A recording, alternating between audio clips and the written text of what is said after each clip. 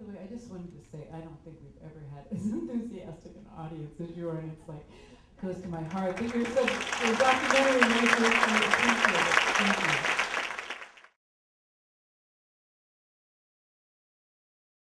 I think Rick had proposed something to Dan a long time before, what, 2001 or 2? And Dan hadn't.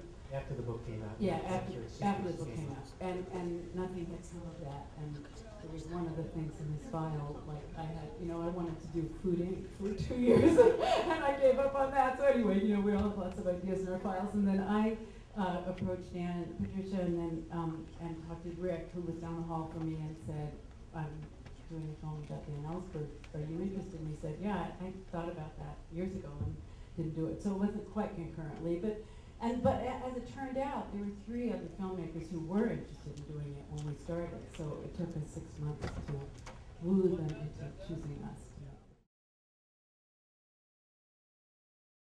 Once we got into the project and started collaborating, there were differences, and was it, do we concentrate on, Dan then and now? Do we focus on the Pentagon Papers? How much of this is personal? How much is this, more journalistic? How much, So it was a process that was sometimes very, very difficult, very contentious, but also I think that we challenged each other so that we kind of had to pass muster with the other one. So if it was going to be a decent idea in such and such a direction, it wasn't going to fly. It had to be a really good idea, and it had to be executed well.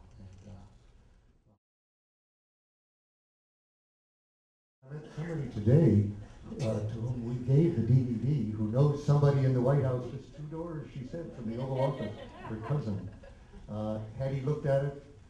Not that she knows of. I don't know. I know that in the government people don't read other than top secret documents. If they're high enough, they read single pages.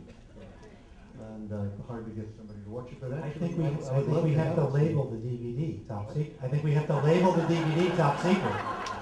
If somebody here knows how to hack it into the Pentagon or the White House computers, I would like that very much, because I think that Rick and Judy have made a film here, for which I thank them, that has the power of changing lives.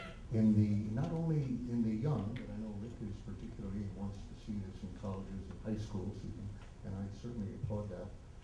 But things are happening now, not only in Afghanistan and Somalia and Yemen and Iraq, and Pakistan, but in the climate and so forth. It really can't wait till the high school generation gets ready to take over.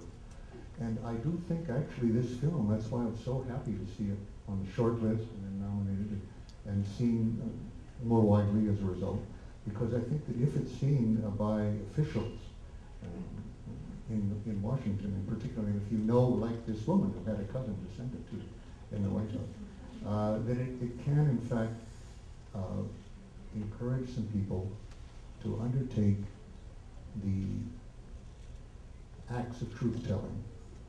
I want to thank all of you for being here tonight, for sharing this film with us. Thank you.